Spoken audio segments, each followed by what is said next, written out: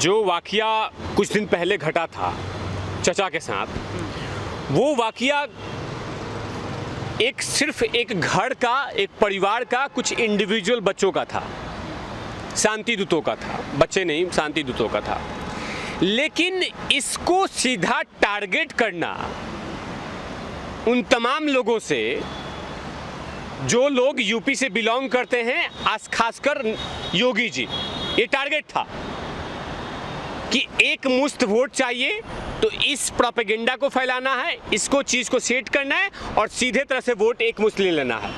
और सारे वो गिद्ध जो राजनीतिक दल हैं, वो तमाम लोग ऐसे इंतजार कर रहे थे कि ऐसे कौन सा पॉइंट मिले कि एक मुश्त वोट का फसल हम काट लें। चचा के साथ जो इंसिडेंट होता है, वो इंसिडेंट के बाद सारे राजनीतिक दल जिसको एक मुश्त वोट चाहिए, वो तमाम लोग, पत्रकार जो उनको खुश किया जा सके, वो तमाम लोग एक्टिव हो गए। जितने लिबरल मीडिया थे, थुकचट्टे नेता थे, ये तमाम लोग अपने अपने ट्विटर हैंडल से सब चीज़ें देखने लगा कि इस देश में मुसलमान सुरक्षित नहीं है। इस कहीं ना कहीं कहने का मकसद था कि इस देश में नरेंद्र मोदी मुसलमानों को ख़त्म करना चाहते हैं। इस तमाम बातें कौन कौन कहा था? अलग अलग मीडिया प्लेटफॉर्म पे अलग अलग नेता ने कहा था। बाकायदा देश के सबसे युवा सांसद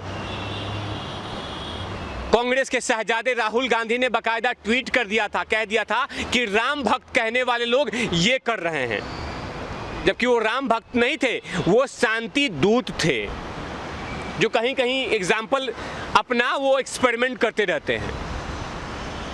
तो उनको कहीं ना कहीं डेंट किया कि जय श्री राम जो बोलने वाले वो ये काम करते हैं। अब मैं तो पूछ रहा हूँ कि चैनल के माध्यम से कि जिस वीडियो में ऑडियो नहीं, उसका आप लोगों ने पता कैसे लगा लिया कि जय श्री राम बोला जा रहा था, कि उसमें क्या ऐसा बोला जा रहा था? कैसे पता लगाया आप लोगों ने? कौन सा ऐसा यंत्र है? वो यंत्र बाकी लोगों को भी बता दो। लेकिन आपको सिर्फ दिखा कि एक मुस्लिम की दाढ़ी कट रही थी। जाहिर सी बात है, जो मुस्लिम की दाढ़ी काटेंगे वो हिंदू होंगे, क्योंकि देश में इस तरह के प्रोपेगेंडा फैला दिए गए हैं। क्या इस देश में मुसलमान मोहल्ला में मुसलमानों के साथ एक दूसरे झगड़ा नहीं होता? होता है। लेकिन उस वीडियो को बना के सीधा टारगेट करना नरेंद्र मोदी, योगी जी, बीजेपी, आरएसएस, विश्व हिंदू परिषद, ये बिल्कुल गलत है।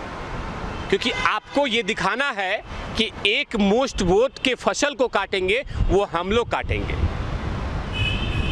लेकिन मैं आपके चैनल के माध्यम से योगी जी को धन्यवाद करता हूं, उनकी पुलिस को, कि इन लोगों ने बहुत फास्ट ट्रैक के अकॉर्डिंग इस केस की जांच की।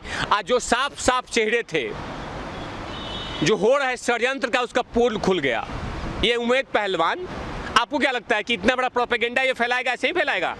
इसने किसी न किसी के साथ मिला होगा, ये कहा होगा कि साहेब एक केस आया है, अगर इस केस पे टारगेट करते हैं तो ये फसल काट सकते हैं, तो काट लो क्या? तो चलो काटो। लेकिन आपको मालूम है कि एक मुश्त वोट के लिए सिर्फ एक ही काटने वाले नहीं है, उगाही करने वाले नहीं है। बहुत ऐसे राजनीतिक दल लगातार टुकुर टुकुर देख रहे हैं। समाजवादी पार्टी को भी एक मुश्त वोट चाहिए, तभी तो राम मंदिर को विरोध करते हैं वो, तभी तो कार सेवकों पे उन्होंने गोली चलाई थी। कांग्रेस पार्टी को एक मुश्त वोट चाहिए, तभी तो राम मंदिर का विरोध हुआ। राम का कोई अस्तित्व नहीं है, राम सेतु कुछ भी नहीं है, ये तमाम ऐसी बात बोले ताकि उनको खुश किया जा सके। और जब उनको खुश हो जाएंगे तो ऑटोमेटिक एक मुश्त वोट हमारे तरफ आ जाएगा। कुछ ऐसे पत्रकार भी हैं, कुछ ऐसे चिलगोजे पत्रकार भी हैं जो आराम से वो चाहते हैं कि मेरी बातें वही सुने, एक मुश्त लोग सुने, इसीलिए उनको नीचे दिखाओ। फिर भी आपको क्या लगता है कि उमेद पहलवान इतना बड़ा नेता है कि इस तरीके की गतिविधियां वो अकेले मैनेज कर सकता है या ऑर्गेनाइज कर सकता है? इसके पीछे कौन है जो कप्तानी कर रहा है, जिसका नाम वो बार बार ले रहा है कि मैं कप्तान के सामने जाके बात करूँगा? देखिए, अगर योगी जी के पुलिस से और योगी जी से उनको कोई चैलेंजेस दे रहा है तो उसके पीछे कहीं ना कहीं बड़ी साजिश रची गई है। आपको क्या लगता है कि राकेश बलियान जो अपने आप को किसान मानता है, अगर ये सरकार को सीधे आंखें दिखाता है तो उसके पीछे कोई है नहीं क्या? अरे एक आदमी ऑटो ड्राइवर को चैलेंज नहीं दे सकता है, कुटाई कर देगा। एक कांस्टेबल को चैलेंज नहीं दे सकता है। और ये आदमी लगभग 7 महीने से लगातार कभी नरेंद्र मोदी को, कभी योगी जी को, कभी और किसी नेता को टारगेट करता रहता है। क्यों? इसके पीछे कोई बैकबोन है, कोई लगातार धक्का दे रहा है, लगातार पुश कर रहा है कि हाँ मैं तेरे पीछे खड़ा हूं, टिकट तू बोल, मैं तेरे पीछे खड़ा हूं, टिकट तू बोल, मैं सामने आऊंगा तो पकड़ा जाऊंगा। तो जी भाई मैं बोल रहा हूं। तो आपको क्या लगता है कि उमेद पहलवान ये पहलवानी जो कर रहा है, ये किसी से बात नहीं किया होगा? आपने उसका वीडियो देखा होगा, चचा को लेके आता उठा के और उनके पैरों में मालिश करता है कि चचा अब उल्टी करना है। लेकिन उल्टी कहाँ करना है? पीछे बैनर लगा हुआ है, पीछे साइकिल का बैनर लगा हुआ था वीडियो में जब वो नाटक कर रहा था, मुझे कह दिया, ऐसा कर रहा था ना वो बुढ़ाऊ। आज जब यूपी पुलिस के पास आए तो पतलून गीली हो गई चचा का कि नहीं नहीं नहीं, हम तो ताबीज देते थे मन भावन करने के लिए, लड़की पटाने के लिए, देवर को भाभी के वश में डालने के लिए मैं तो ये करता था। राम ओम की बात नहीं थी यहाँ पे। तो योगी जी ने कि पुलिस ने कहा कि और बताओगे चचा कि अच्छा से इलाज हम दें आपको? तो नहीं नहीं एकदम कंफर्म है। तो ये किसने षड्यंत्र रचा था? तो है एक तिलंगी लगाने वाला नेता उमेद पहलवान जो माननीय टोटी जी को रिपोर्ट करता है।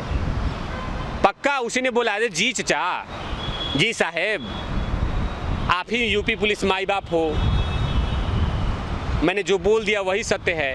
उमेद पहलवान मेरा कान फूका था, ये मुझे लेके आया,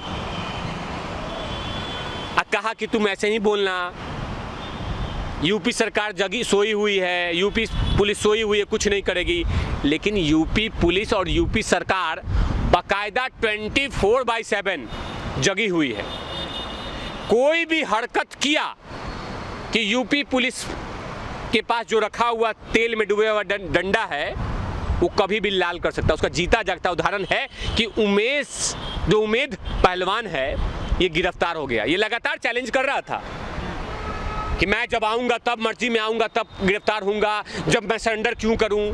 एक इलेक्ट्रॉनिक मीडिया के चैनल पे इसने लगातार धमकी दिया, मैं नहीं आने वाला, मुझे लगा कि FBI का चीफ का बेटा है, मैं आऊँगा ही नहीं, मेरे पास चार्टर्ड प्लेन है, मैं उड़ जाऊँगा, मुझे यूपी पुलिस नहीं पकड़ेगी। अबे यूपी पुलिस है ये मुर्दों से बुलवा लेती है। तो तुम किस खित के बैंगन हो? तुम किस साइकिल के पहिए हो? ये यूपी पुलिस है, इसके नेतृत्व योगी जी करते हैं। जब उनकी डंडा चलता है तो मुर्दे भी बोलते हैं तुम तो पहलवान हो, लेकिन अब पहलवानी तुम्हारी, अब तमाम चीज़ें गाजियाबाद पुलिस निकालेगी, और वो भी सही तरीके से और सही लहजे में।